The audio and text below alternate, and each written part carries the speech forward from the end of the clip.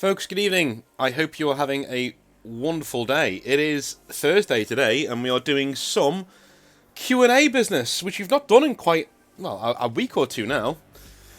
If you want to send stuff into the Q&A, you need to be on the Patreon, or you need to be a member of the channel. All you need to do is do one of those two things. Either message me on Patreon, or email me, giving me your username so I can check that you're a member, and I will read out your question on the Q&A, the weekly Q&A, and yeah, we'll get into it together. Also, as always, I do speak to people over the weekend, so if you are on the $25 or more on Patreon, there's not a lot of you, but if you are on there and you've not spoken to me yet, you do get some time with me over a weekend to go over the hobby and have a little chat about life and things. So always make use of that because it's very, very, very important.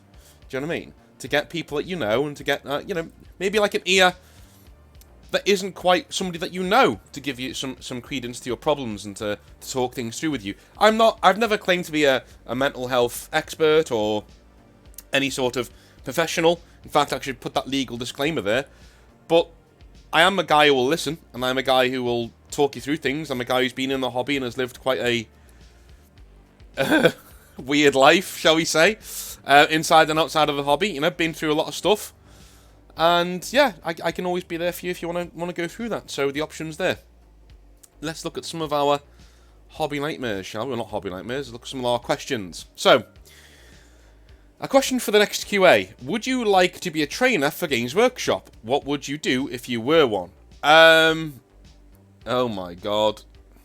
Yes, I would, because I think it's incredibly important to nurture the next level of people coming through at Games Workshop to make sure that they are good people and that they are, shall we say, bringing people up the right way in the hobby. I know that sounds weird, but is what it is.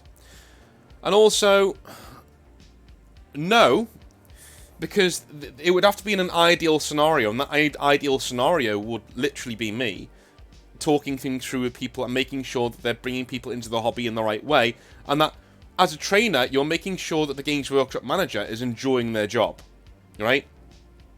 Sure, you can sniff out the guys who aren't good enough, but you are making sure they're enjoying their job first and foremost. If you're not enjoying your job at Games Workshop, something is going wrong, because you're working with Warhammer models all day, and that is not something that you should not be enjoying. If it's been sucked out of you, as in the enjoyment, something needs to be addressed. So I would like to be a trainer who is very, very receptive to problems and making sure people are okay and checking up on people and bringing them through the company, that sort of a thing. I got, by a lot of trainers, we were just left to do our own thing. And it was like, no news is good news, sort of a thing, Like all the managers, if you had news from a manager, it was normally a bad thing that he was getting in touch with you. I had quite a few people, a friend of mine, I'm not going to name him, but like a friend of mine who actually left Games Workshop for that very reason. It's like every single time I went to them with a problem, they treated it like I might lose my job because I've gone to them with a problem, and that's not something I should be doing. I should be solving problems, not bringing problems to their attention. That kind of an attitude. So yeah, I would, but I wouldn't last very long, mate. I wouldn't last very long. I'd be out of there within 5 minutes. Because I don't put profit first, I put mental health first and enjoying your job first. And I think if you enjoy your job and you love working in the hobby, that will rub off on other people. And, it will go from there. It will literally go from there. Right, North. Alright, I've got a law/logic question that needs some light shed on it. Hopefully it's worth a small part in a video. Well, it's part of the Q&A, mate. You are a patron. You get to tell me things and show me things. Ammunition, specifically bolter ammo. With the burst fire rate of fire and crazy amounts of rounds spent on slaying the foes of the Imperium on the battlefield, how can a Space Marine carry enough ammo? On the minis, there's a single clip and maybe a few spares on a utility belt of sort, but other than that, I see no way of reloading it beyond that. Xenos tech is easily explained with energy and such. Las guns run on the battery essentially. And I find interesting that Sisters of Battle have cherubs provide weapon assistance and ammo, but there's really no answer for the Astartes. Hopefully this isn't too ridiculous to contemplate, but thanks All the same for any rationalization to the bewildering thought. Much love and respect. This is clearly a thought you've had on a train, dude. This is clearly a thought you've had on a train and gone, oh, it's right, ruined your day. Literally ruined your day, you know what I mean? Like, you're literally sitting there thinking, oh my god. I actually think this warps back into the Astartes being the larger-than-life, you know, heroes who are supposed to do X, Y, Z, you know what I mean? And beat everybody to a pulp. There's a big part of me that says, look, they don't need ammo because they're Astartes, and I think that comes across in their art and their models. Their models are very, very, very heroic. The Astartes are not the everyman. And so to see them with loads of ammo on them that makes sense would kind of bog down their mythos and their legend of what they are. But I do get what you're saying. Now, let's not forget, look at how the bolt gun works in, say, Darktide, right? The bolt gun is a buh weapon. It does that, right? It doesn't go duh, duh, duh, duh, duh, duh, duh. It doesn't do that. It's a double tap, ba-bam, weapon. And even then, you've got to, like, brace yourself, fire it, ba-bam, and then ba-bam, and then you do it that way. Or you're going to lose control of it. Same thing, I would say, goes for an Astartes, right? The fire modes, the semi-auto, yes. But even the semi-auto, to me, is a double tap. Bang, bang. It's a double tap. And those RPG slugs are sent hurtling through the air. Fun fact, I don't think you could ever rapid fire something as volatile as a bolt without it going off in the chamber. So I honestly think that Games Workshop have literally maybe even given some credence and thought to that. So I would think like 40 rounds is enough for a Space Marine. If you ever see a Space Marine in a mission, in a book, they're not using the bolter that often, right? They are literally double tapping people. They have like 40 to 60 rounds, and they're double tapping people. So all you need there, if you've got 40 rounds to a clip, all you need is another clip or two, and you're done. Another magazine or two on your person somewhere, you're done. You're great. And I think that's maybe what the Space Marines do. I think you're equating it a little bit there, is that the bolter is some sort of rapid fire. I know there's a rule called rapid fire in it, but I think that's a tabletop thing to give you more things to do on the tabletop. I don't think in the lore, which is what you've asked about, the lore logic is it's not a rapid fire weapon.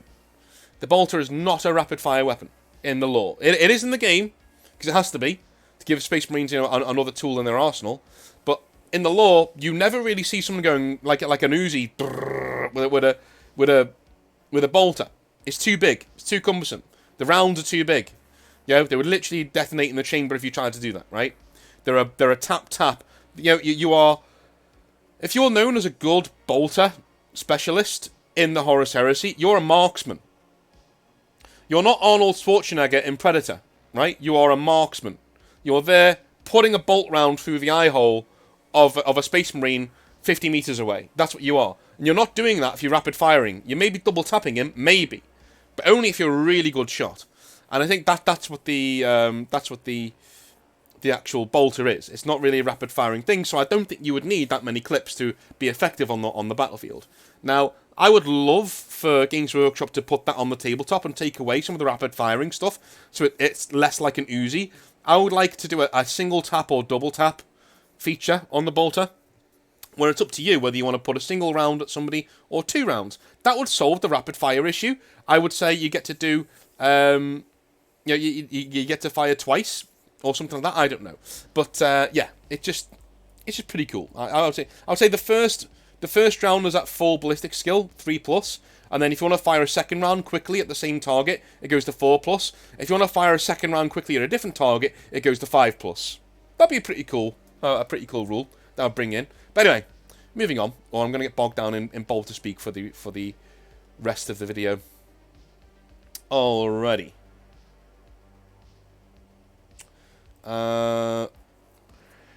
Question. Hey North, this is about owning your own righteousness. Okay. When you read out the last Hobby Nightmare about the guy trying to pick up in the game store, it got me thinking about how you said about being righteous about what you do. I take that to mean have an objective. For example, go to the store and have a great time with my opponent, and that's it. Everything else is a bonus. Is that what you mean by owning your righteousness? I'll give the following example. I had to deal with the local D-head at my local gaming store and his passive-aggressive bullying. He looked like an obese golem. I was there to learn a new game system. That was my objective, so he could power game till the cows come home. I didn't care. I wasn't there to win. He cared about winning. I cared about learning the rules. That was my objective. Was I doing it righteously, do you think? Okay, so, I congratulate you on doing that, but that's not really what I meant when I said about righteousness. So, righteousness for me, whatever you do, however you are, especially with women, you have to do it in a righteous way. You have to be righteously confident in who you are. And what I mean by that is, know your own worth. That is one thing that people say to you all the time. Know your own worth. Know who you are, and what you can bring to the table. That's great. But also, on the flip side of that, knowing your own worth, to me at least, means being righteous about your own confidence. There's a difference. When people say to you, you need to be confident in who you are, that's bull. That's bull, because that leads to arrogance. Right? When people say, confidence and arrogance are two sides of the single coin, no, they're not. They're not. Not to me, anyway. Confidence and arrogance are kind of the same, at least to me. What I would say, though, right, before you jump down my throat with that one, what I would say, though, the two sides of the coin are arrogance and righteousness. Okay? So arrogance is you're full of yourself, you think you know better than everybody else, you are, not that great to be around because you keep projecting, you keep putting your baggage onto other people, you're never in the wrong, you're always wanting to be the centre of attention. That's arrogance. And confidence sometimes, right? If somebody says, oh, that's confident, a lot of the time it's kind of arrogance when you figure it that way. I don't think confidence is a good word. Righteousness is knowing your own worth. Do you know that phrase that says, a fool talks because he has to, a wise man talks because he has something to say. That's a righteous person. That's a self-actualized righteous person. Like, they're sitting back, they're thinking, and then they're talking. And they're not talking very loudly. They're talking at a very normal, sedate pace. Because they know everybody in that room wants to listen to them. Because they have something of worth to say. That's a righteous person. That's what I mean. And there is nothing more attractive than that. I've been in this game a long time. Like, since I was 15, and I've dated all shapes, all sizes, all creeds, all colours, all everything, right? And all the spectrum as well. I've dated women who some of my best relationships with women that you would describe as like a strong 6 out of 10, right? Some of my best relationships were with women like that. Some of my worst relationships were with women who were stone cold 10s. Who had every man fawning over them all the time, right? It doesn't always matter. Like righteousness goes beyond boundaries like that. I don't know any woman in the world who isn't instantly attracted to righteous self-belief. If you know who you are, you know what you are, you dress well, you groom well, you try and self-improve all of the time. You're always curious about things, you're always willing to learn, you're always curious about other people, but you're righteous in who you are, and you've got both feet planted on the ground. There's nothing more attractive than that to a woman. You walk into a bar or restaurant, and your head is up, and you look nice, and you smell nice. Even if you're not that good looking a guy, you just stride right in there. Your head's up, you're having a good time with your friends, and you're righteously confident in your centre of gravity. You've got a righteous belief in who you are, where you are, and what you're doing. And here's the toxic thing about righteousness, right? Because there is two sides to every coin. Here's the toxic thing. If you master righteousness, okay, you can treat people like absolute shit and get away with it. That's the toxic side of it. I've done this. I have done this in the past. I had to go and learn and be humbled and come back and learn and get better.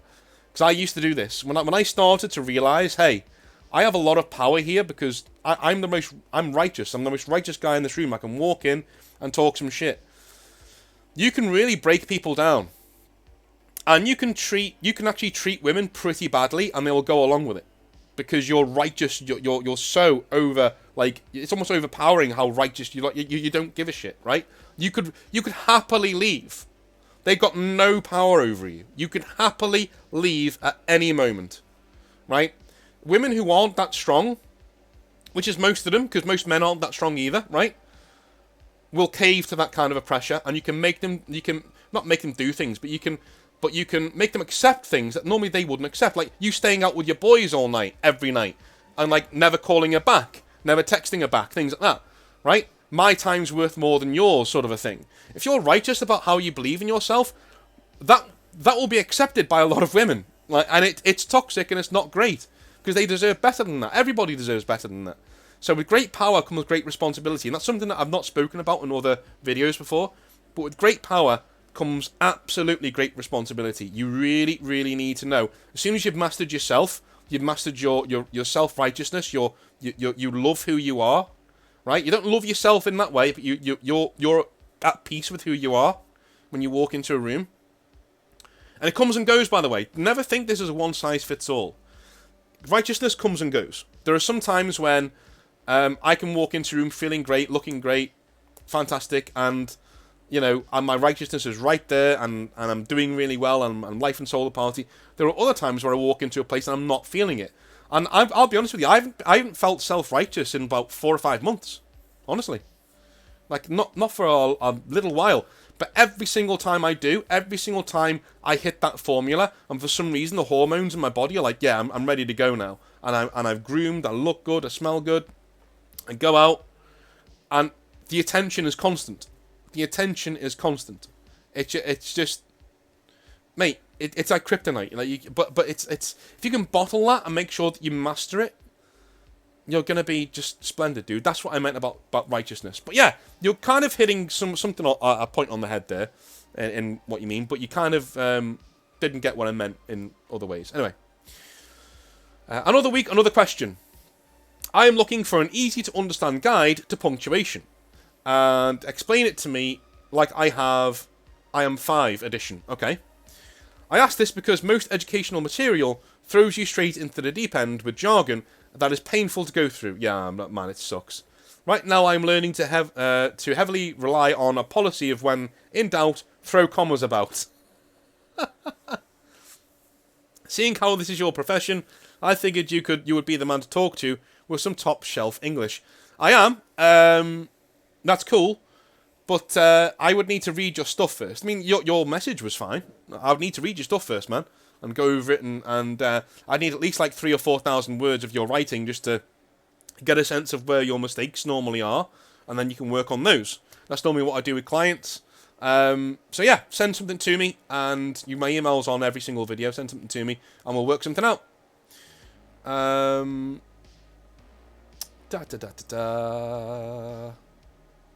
Alrighty. So, how do you reignite your passion for the hobby when it's gone? Ooh, gone. You've spoken about doing it when it's fading, getting it back when it's fading, but mine is totally gone. I'm burned out, and I'm totally done with the hobby. What do I do from here? Mate, nothing. Nothing. Now, this is going to sound really, really, really horrid, but you're done for a while. You're done for a while. There's nothing wrong with putting this down for a little while, going away and doing your own thing. Nothing wrong with it at all. Absolutely not, mate. You need to go out, find something else to do. Play some video games, write some lore, chill out, do other things. But 40k for now isn't what's best for you in your life. Don't force it. Don't force it to be. Trust me, I do this every 4 or 5 months. Every 4 or 5 months, I give up on models, I give up on my army, it goes away, and I don't think about it at all, right? Happens every 4 or 5 months. It's actually happening right now. Right now, I'm in a lull. In fact, Composite Games are probably wondering where I am, because I haven't ordered anything in a while, right? I'm just in a hobby slump. But it's not a slump that I'm regretting or I'm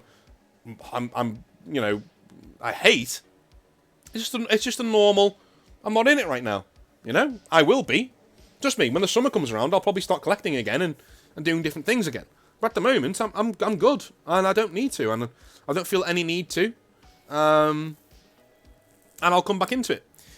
It's only when you start trying to force hobbies that they become toxic and bad influences on your life. Because you then chase more and more extremes to get more enjoyment out of it, rather than just stepping back and chilling out for a while. You know what I mean? Like, so human beings are very addictive by nature. That's how drugs work, right? That's why, have you ever wondered why when somebody goes off of drugs for a while and then they go back on it again, it's almost like they've captured that heroic first time when they've done it. I'm like, oh my god, this is amazing, right? And it's a law of diminishing returns. So the more they do it, the less they feel. Well, if you've got that kind of a personality, 40k will be like that. The more you do it, the less you'll get out of it. So my advice to you is to go cold turkey for a little while. Step away from the hobby. Chill out. Go do other things. Buy a video game. Buy a PlayStation. Get yourself a PC. Do something else. Do something else. Work on yourself. Go for a run. Go for a run. Go on a diet. Go on a run. Do something else. Write some lore. Write a story. Do whatever you want to do that isn't 40k related. Step back for a little bit. And eventually, here's what's going to happen. You'll be scrolling through YouTube, and there'll be a lore video on something. I don't know what it is. You'll click on it because it's got a fun thumbnail. Some guy like me will be talking to you about 40k, and your mind will start to wander, and you'll go, ooh, I could do this. Well, I'm going to get one of these. You'll go into your nearest hobby store, you'll pick out that model that was talked about in that video, and you'll start collecting that army. Or it'll reignite your passion for the army that you've already got. And you get a new model for it, and away you go. That's what will happen. It always happens, mate. I've never known anyone to step away from the hobby unless they fully quit and go, I'm done. I've never known anyone to step away from the hobby for a while and not come back 3 or 4 months later. Re-energized, ready to go, and they hammer it for another 6 months, and then they're out of it again, right? It's a summer thing for me. I love summer hobby. I love going out in the summer and playing hobby. It's my favourite thing. The weather's better, you know, I'm working out, I'm looking good, and I'm doing well, and I go out and I play games of Warhammer 40,000 or Kill Team. I'm going to do Kill Team this year because I'm going to get a brand new set to try and do a Kill Team. But anyway, that's what I do. That's my thing. I go out and do that over the summer. And then as the winter months come in, I hibernate for a bit. I paint and I sculpt and I glue. And then as soon as I get towards Christmas, I stop. Like, I'm done. I'm too busy. I'm done. And I stop all the way through winter until the next summer, and then I go again. And that's generally my recurring hobby thing. That's what I do. But just, you know. That's my advice, anyway. Next question. Are you my daddy? Who keeps sending these? Oh, right, okay. Yeah, not surprised. Not surprised. Not surprised at all. Right. I think that's it. I think we are at the bottom of our page. Are we at the bottom of the page? Yep, I think so. So if you have any more questions for next week, let me know. And love you a long time. I will speak to you next time, which will be tomorrow, for some more Hobby Nightmares. Have a wonderful rest of your day. I hope you have a great drive home. I hope you are... Do you know what? Somebody said to me, can we have at least half-an-hour videos? And I'm going to look at the YouTube thing the other day. Where am I here? Our community. Yeah, 84% of you want longer form videos of 30 minutes plus. So, that's what I'm going to do here. The next 10 minutes is going to be me rambling on. So if you're done with the video, you're done with the Q&A, you may leave. I wish you all the best. I will see you in Hobby Nightmares tomorrow. The rest of this video will be me rambling about certain things. So, first of all, somebody asked me the other day, like, how am I doing, and can I cover that in a video? I would, but like, guys, I have like 11.1, what is it? 11 and a half, yeah, whatever it is, 11,000 subscribers. I'm not a big YouTuber. Nobody cares about what I do in my spare time. Like, it's not a thing.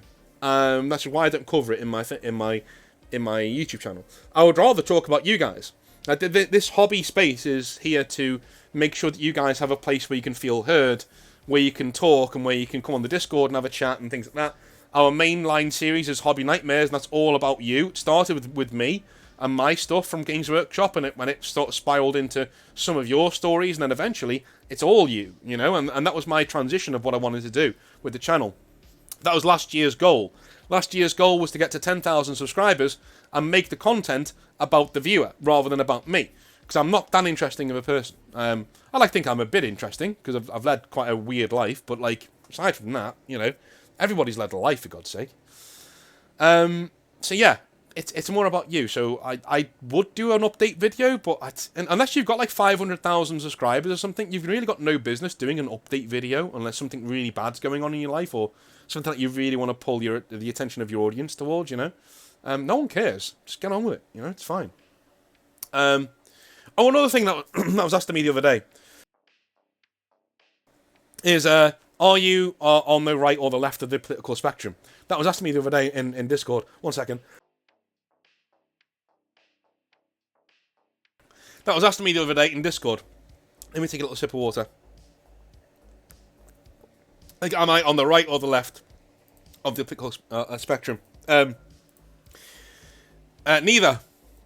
Neither. I would define myself as a die-in-the-wall centrist. You can roll your eyes all you want, but I'm not buying into your ridiculous ideology, whichever one it may be. I like to think for myself. I like to hold my own counsel. I like to do all of my research before I make an opinion on things.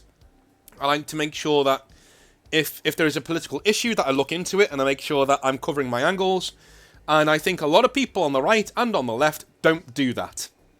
They don't do that either because they can't be bothered or because they just want to argue. And they're scared that if they read something that goes against their worldview, they won't be able to argue as effectively. In short, they're annoying and silly. And that's not what I want to do. It's just not who I want to be.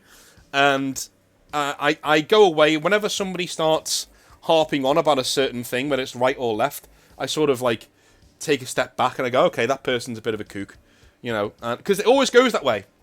It always goes that way. It doesn't matter who it is. They always go really kooky and silly.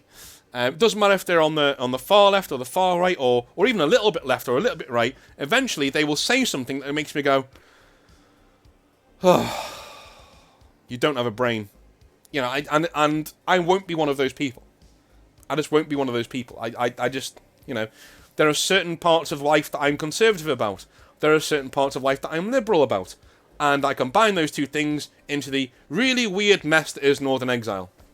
That's who I am. That's how I think everybody should be. Everybody, there should be no partisan politics. We should be going beyond that. We never will do, but in an ideal world, eventually, there will be no parties. There will be people who want to take our society in a certain direction, and we will go, maybe that's for me, maybe that's not. It's so partisan now that it doesn't matter what the guy on your side says, you will go along with it. Okay? You will go along with it because if you're on the right and he's on the right and he says some really heinous things, you'll vote for him anyway. If you're on the left and you've got some guy like fucking Corbyn who's so against, like, you know, really weird, like some of the stuff that he used to do back in the day. I mean, are you kidding me? Like, and some of the stuff he used to say about like Jews and stuff. Are you shitting me? And people voted for that guy. They voted for him anyway because he was on the left, you know. And it just that was one of the.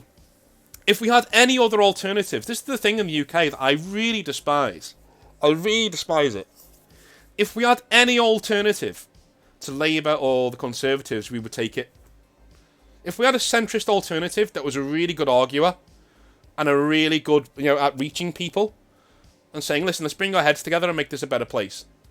If they were able to do that, like we had a really good guy on a pedestal, a woman who talked really well to both sides, neither of those two parties would have a fucking chance. Not a snowball's chance in hell.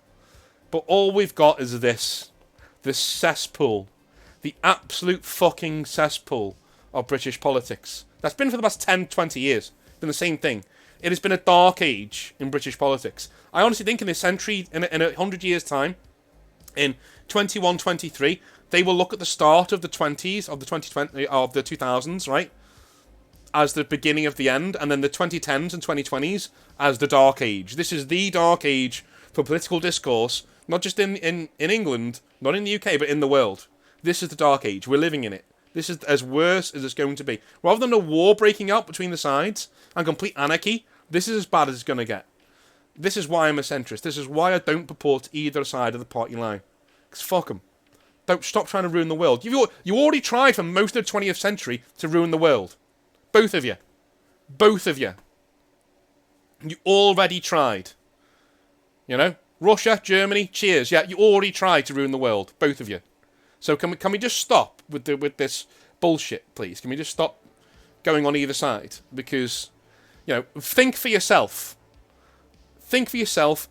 Don't have loyalty to any party. Think for yourself. Do your own research. And if your own research says, hey, that guy over there who's on the right, he says more things I agree with than the guy on the left. Fair enough. No problem. But you've done your own research. It doesn't mean you're on the right. It doesn't mean you're on the left. It means you're an independently thinking human being and you're healthier for doing that. So that's where I am. That's a categorical statement of where I am on the political spectrum. You know, I know a lot of people like to think that I've had people call me a far leftist. I've had people call me somebody on the far right. I don't know where these people get their... It's just brainlets. Absolute smooth brainlets who just should get in the fucking sea and stay there. But anyway, that's where I am. Now you know. You know, I've hinted it in certain videos. I've even said it once or twice in certain videos, but not in depth. So there you go. There's a complete statement of where I am. Anyway, love you a long time. I will speak to you tomorrow for some more Hobby Nightmares. Have a wonderful rest of your day, and I'll speak to you soon. Have a good one. Bye.